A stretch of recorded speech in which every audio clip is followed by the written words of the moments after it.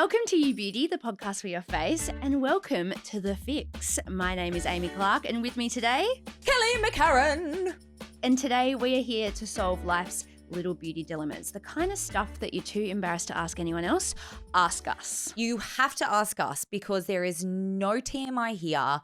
We are your beauty agony aunts, if you will. Every now and then, sometimes when you least expect it, we are going to pop into your eyes and ears with one of these The Fix episodes, ready to take on the messiest, most awkward, and cringeworthy problems in your makeup bag and beyond. This episode, we are tackling the unspoken rules of cosmetic injectables. Do you owe people a full confession? We're also diving into a very hairy situation with a listener's boyfriend. Plus, we are solving the case of the office hand cream thief. Hand cream gate. Was it you? No. Probably. Now, let's get into the first dilemma. This one has come from a listener named Jen. So Jen DM'd us saying, I recently had a small cosmetic enhancement to my lips and lines, just a discreet touch-up, and I absolutely love it. The change is super subtle and natural, but it still makes me feel like I'm hiding something. I have a friend who's completely open about her tweaks. If someone compliments her lips, she'll say straight away, thanks, I got them done. I admire that honesty, but I'm not sure I want to be that transparent. So do I have to tell people? Do I owe them that information? What is the etiquette? I feel like you are the perfect person to talk about this because yeah, but I love that you were like, I want to answer first because you're like, she's going to come in with some opinions. Oh, lol. I totally get why Jen feels this way because we do expect transparency when it comes to injectables and tweakments, but it's from people that are profiting from the way they look or that it's part of their brand. So, like it's so different for someone who is in the public eye versus the average person. Like I don't expect the average person to tell me what treatments they've had.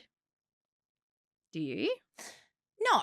I mean, if I ask them. Point blank, what have you done? Well, if someone looks vastly different, of course it's none of my business. But if I ask and you're not transparent and I know you, well, then you're kind of a little bit, you're not a girl's girl, I just don't think. Ooh. However, no. I'm saying if I know you quite well. That's it. It's like, am I going to tell someone that I literally met today, like my entire cosmetic history? I would. Probably not. Yeah. And they wouldn't ask. And I'd be like, well, this is what I've had done exactly, down to the mills. Literally. But we're like probably not the best litmus test for like how the average person might talk about it. But in my friendship circle, I think because it's like in the same way that you share recommendations and information, like a great pair of boots that you've found or like have you been to this Pilates studio, this restaurant? It's kind of like I feel like I love sharing information in that way with my friends. So I have no I'll be like, oh yeah, I did this and this and this. But it's also completely fine not to. So Jen, you actually don't owe anybody that information. Yeah, you don't owe anyone anything and it's completely your prerogative to be completely like, you don't owe anyone anything about your body, about what you've had done, about anything. However, that's how I see it on one hand. But on the other hand, my comment about being a girl's girl is simply if someone says to you, oh my goodness, your lips look fantastic and you have had filler, I just think it's a little bit disingenuous personally to say, well, I mean, you can just say thanks. True.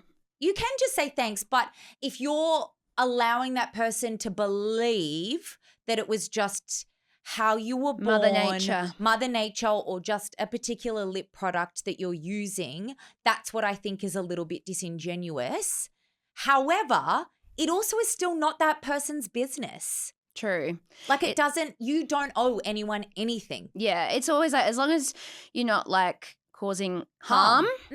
And also like, it all comes down to like the who, the context, all of that kind of stuff. And if anything, I'd almost say to Jen, it's probably worth just like, she said that she loves how it looks, that she's so happy with the results. It's more kind of like, I wonder like why she like feels a little bit uncomfy about like if she would tell her friends or not. Because it's kind of like if it's from a place of like, I feel like a bit shameful that I've like had this thing done, then like maybe that's worth interrogating. But if you're just a super private person, then like power to you. Yeah, and you don't have to at all. And I'm not saying that you're not a girl's girl at all. Like it's so, as you said, it's within context. Like Yeah. I think what bothers me is I always think about it purely from it's when a public person promotes a lip balm. Yeah. This makes my lips look like this, and they've had 3 mils of filler and a lip flip and potentially a few tweakments around their mouth. That's what I just think is really deceiving and bad behavior and poor form towards other women. But if you're just private, don't worry about it. Don't overthink things too much that don't affect other people. Now for our second question, we have an anonymous submission, one from Melbourne. It's not me, by the way, because I live in Melbourne. And no one else does? No, just me. My partner has a beard and it's a total mess. It looks unkempt and he just uses my standard shampoo on it, which makes it feel dry and wiry. I'm honestly so put off by it. How do I convince him to use a proper beard product without hurting his feelings or making it a whole thing? I'm sorry to giggle, but I'm honestly so put off by it. That line is like, it's giving me the ick. Yeah, but honestly, like, there's a whole bunch of ways I'm sure that you could say this with nuance and whatever, but I would literally say, and I'm pretty sure I have said this to my husband, I like kissing you better when you've had a fresh shave. Don't give me a beard rash on my face or vag. Like I'm going to throw that information out there, and then it's his, he can do with that what he will. Do you want to kiss me more? Then let's shave. Let's look after the facial hair because and that's coming from me, or if you've ever, you get easily irritated skin, I need to not look like Sharon Strzelecki when I'm out and about with a massive pash rash. Exactly. That's such a good way to look at it. Just really good advice. You don't have to hurt their feelings. Just say, hey, your beard is really rough and it hurts my face. Do you want to pash me? Yes or no? Except then if he shaves it, you've really got to pash him. Well, yes, and this listener has said that their partner has a beard. It's a bit different, but easy fix, to keep a beard maintained. And I don't know, it depends how sensitive they are. And how bushy. Most people surely are open to a little bit of criticism about that. Hey, babe, I bought you some beard oil. It's just, you can do it really casually in a non-confrontational way. Babe, I picked up this beard oil for you because the last time you gave me a schmooch, it kind of hurt me.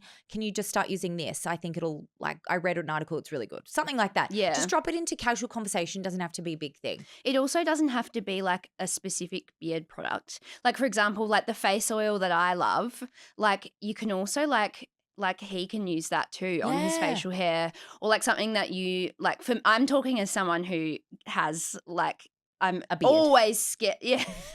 A mustache. I do have a beard and a mustache. Actually, funnily enough, my husband does like to comment on how my little mustache glints in the sunlight sometimes, but it's very soft, so it doesn't cause him issues. I shave mine. But you can also, another little hack that I use is I'll just send, I don't know if you send your partner TikToks or Instagram memes and things like that, just send some pictures of men with facial hair that you think looks nice. And soft. Yeah, not just wiry. send them across. They'll get the hint. Producer Soph has just given us such an additional great tip. When they're not near you, just start screaming into their phone so that they listen and then start serving ads. I need a beard oil. I need a soft beard. Scratchy beard help. Please help me. And that was great advice, Soph. Finally, the work borrower.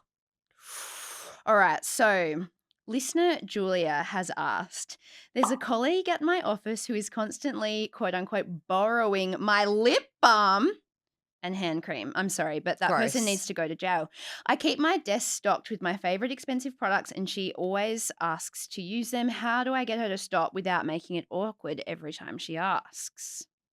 Let us both say how we would approach this situation. Because me, being the person I am, oi, Jules, Jules, don't get your dirty mitts off my things.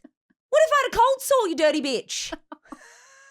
What if you have a cold sore, you dirty bitch? Yeah, so I probably wouldn't do it quite like that. But But this reminded me so much of, and also like every office is different. Like you come to the Mamma Mia office, like people are picking stuff up off other people's Yeah. desks. Like, I'm going over and I'm spraying your perfume. Like it's just a different environment. But I will never forget once in our old office, I had my GHC Glide straightener brush like plugged in at my desk so I could do my hair before work. And one time I came into the office one morning and it was like, when someone borrows a heat tool and they wrap the cord up around and it's like, so they'd unplugged it, wrapped it up, put it on the desk. It was covered in blonde hair. Obviously, I'm a ranger. I don't have blonde hair. So it was like someone's used this. They haven't asked me to use it. And then they've left it on my desk with all their hair in it. Yeah, And I yuck. was like, you could have just pulled the hair out. Or just said, hey, babe, do you mind if I use your hair straightener every now and then? So I really empathize with Julia, but I'd probably say take your really fancy expensive, if we're talking like a Byredo hand cream or something, that's for your nightstand. Probably the easiest way to solve this is to just replace it with another really beautiful looking affordable hand cream, so you still get that nice glimmer in your day. But then it's kind of like if somebody is like, and also when you're applying hand cream at work and it smells really beautiful, I'm probably going to turn around and be like, that smells nice. Yeah. I don't think that we can gatekeep hand cream in an office. Well, of course we can. You can have whatever boundaries you want, but I agree. Just get a more affordable one. Keep your nice one for at home or your home office and just, share the hand cream around. The lip balm, on the other hand, no way. Yuck. That's go to HR, please. I do not share lip balm with my sister. Yuck. That is, I agree, straight to jail. Sorry, I think I'm in shock too, just thinking about a colleague using my lip balm. It is so intimate and really gross. That is bad germs. I think a more polite way of dealing with it than just shouting at her, as I non-jokingly said, just, hey, once again, like I said with the husband thing, things don't have to be confrontational. I think sometimes we build things up in our head more than they need to be. Next time she comes over and asks to borrow your things, you just say, don't mind using my hand cream. Please don't borrow my lip balm. I just find it really gross. I don't want to share lip balms. Or turn it around onto yourself. Say, I wouldn't. I've got a cold sore or I'm getting a flu. Yeah. Just make yourself out to be the gross one. Totally. Why would she want to use your things? Yeah. Fall on the sword. And send her this episode. Yeah. So have you heard this great podcast? It's called You Beauty. Yeah. I don't see a problem with borrowing hand cream, although I completely agree why it would bother you when it's an expensive one. So let's just swap that out. But the lip balm, yuck. Yeah, not okay. And that brings us to the end of the fix. So we've basically solved everyone's problems. Well, and 3. Well, we can't do everything in do one everything. episode, can we? But if you've got a dilemma that you want us to fix, please send them in. You can email us at youbeauty@mamamia.com.au. We'll see you next time.